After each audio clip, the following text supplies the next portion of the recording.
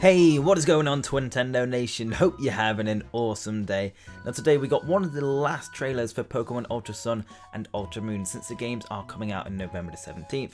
I actually thought this would be the last trailer, but apparently we have more Pokemon Ultra Sun and Moon news coming at November the 10th. So yeah, that might be a trailer. I'm assuming it will be since they've normally been in trailer formats, but expect some news around then. But in today's video we're going to be looking at two trailers in particular, and one is obviously the English trailer, which is around 1 minute 30, and the other one is actually a 5-minute Japanese trailer. A lot of it is footage we've already seen, but it does have some new footage which wasn't present in the English trailer as well. So we're going to analyse both of these trailers and look for things you might not have seen or might have missed, and because I've actually scripted up the video, I can definitely say there are a few things in there that I didn't see on first viewing, so hopefully that is the same for you guys as well. Now before we start the video, this is basically your last chance to enter my Pokemon Ultra Sun and Moon giveaway. So I've been basically doing a giveaway for a long time. It ends November the 7th, and you can find the links to the giveaways in the description, but basically over on Twitter and my Instagram I'm giving away a copy of Pokemon Ultra Sun and Pokemon Ultra Moon. Ultra Sun is on Twitter and Pokemon Ultra Moon is on Instagram. The instructions are super simple. It's basically either on the tweet or on the Instagram description, the instructions. So yeah, just check them out, and like I said, this is probably your last chance to enter. But with that out the way guys, let's jump straight into this video. So first off, in the English trailer, which we're going to be looking at first, we can see that Team Rainbow Rocket are confirmed. I talked about them I think a few weeks ago, that there seemed to be this rumour that has been actually rumoured about, us being going around the internet for quite a while, even before the pictures surfaced of Team Rainbow Rocket, but they're definitely confirmed, and it looks like they have taken over Lucamine's house at the Ether Paradise, which a lot of us speculated on a few weeks ago, so that's definitely true. And Giovanni has a Mewtwo, which is pretty cool if you obviously know the Pokemon lore and stuff, and he also speaks to the player saying, if you insist on disrupting my plans, I will make you feel a world of pain, which, you know, that's how villains should sound like, to be honest. And we also get the battle of the villains. In the Rainbow Rocket video I mentioned, if it's just Team Rocket, that's going to be okay, but I would love to fight, you know, Team Magma, Aqua, and all those other villains, and that is true. We get to fight the leaders at least, so I'm really happy about that. And interestingly, they've gone with the old designs of Maxi and Archie, so if you played Omega Ruby and Alpha Sapphire, they had brand new designs. Like Maxi had these thick glasses, and Archie had this kind of like bigger beard and kind of like a different costume, but they've gone with the old Ruby and Sapphire designs, which is interesting because they've never been seen in 3D before, so they've obviously made these brand new models just for this. And that's interesting because there's a lot of theories about remakes, and particularly Omega Ruby and Alpha Sapphire being set in a different timeline or world to the original Ruby and Sapphire, and this seems to add more proof that that is actually a very sound theory. Now we also get to see other villains such as Team Galactic Cyrus, Team Plasma's Getis, and Team Flare's Lysandra, so they all make appearances as well. Now following that is a brand new battle facility called the Battle Agency. Now at the Battle Agency you borrow powerful Pokemon and use them in a one-on-one battle against other trainers, and for some reason you always wear sunglasses. Looking at all the like made players and stuff, they all wear sunglasses whereas the opponents don't. Not really sure what that's on about, or is it just trying to make us look cool and stuff?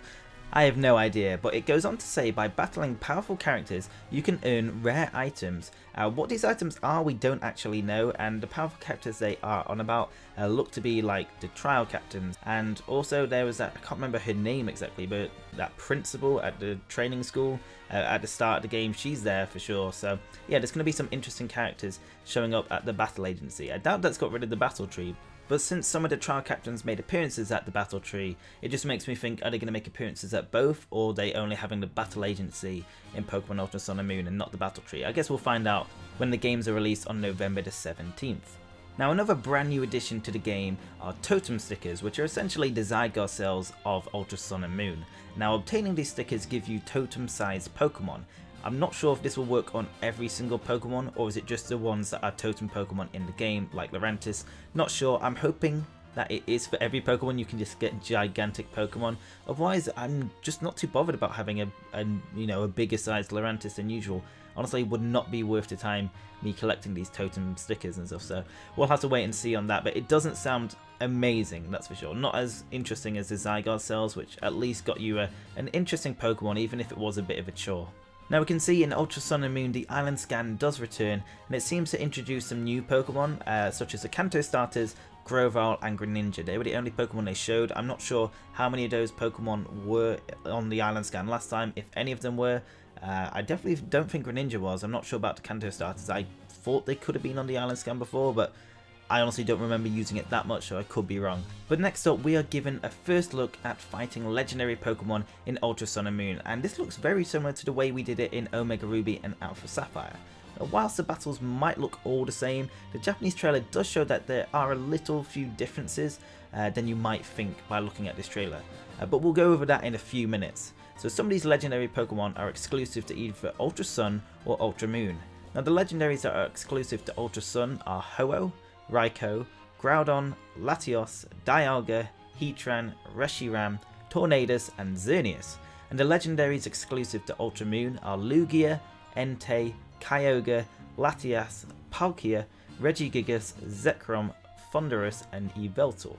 Now interestingly, and I think this is very similar to Omega Ruby and Alpha Sapphire, some legendaries will only appear when certain legendaries have been caught, such as Giratina will only appear when you obtain both Dialga and Palkia, meaning you'll have to trade over one of the Pokemon because they are exclusive to either Ultra Sun or Ultra Moon. So try and get a friend and just borrow them, or just trade your Pokemon over, get them both, and you'll be able to obviously catch more legendary Pokemon. So that's everything for the English trailer, and it was quite a good one, but the Japanese one, which is 5 minutes longer, has some more interesting, I guess, screenshots in it, or some shots. It's a very fast-paced trailer, so we're going to just show screenshots as well, because apparently there are a few copyright issues as well with it. So I'm not going to show footage from it, but I will show actual stills from the trailer instead, which is okay. It still shows the information. So first off, we get to see the Rainbow Rocket headquarters, and we see Guzma, who was actually helping you out.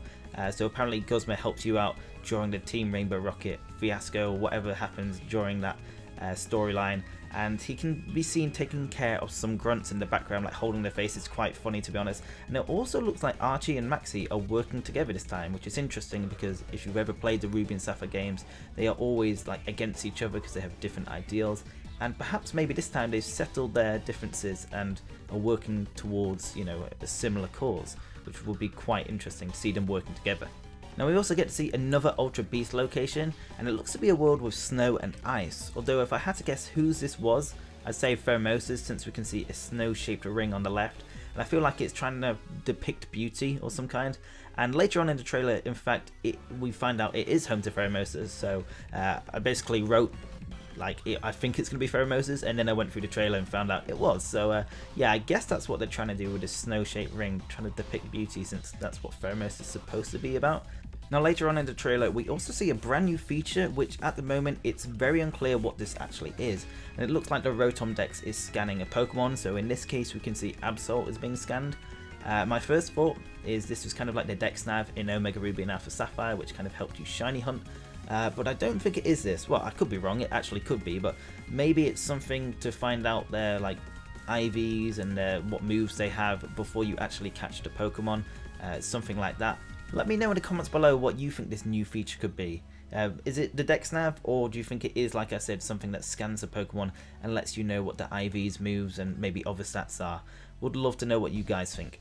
Now this point isn't that interesting, but I just wanted to point it out for those who are kind of interested in totem stickers and their locations. So when recapping the original Sun and Moon story in Ultra Sun and Moon, we can see a totem sticker on the side of a Pokemon Center in Po Town, which is, you know, obviously kind of Team Skull's hideout. So I just thought that'd be interesting in case you ever need to find a totem sticker. Maybe that's one you're missing. That's one that's actually already out there for us to know about, which is kind of cool.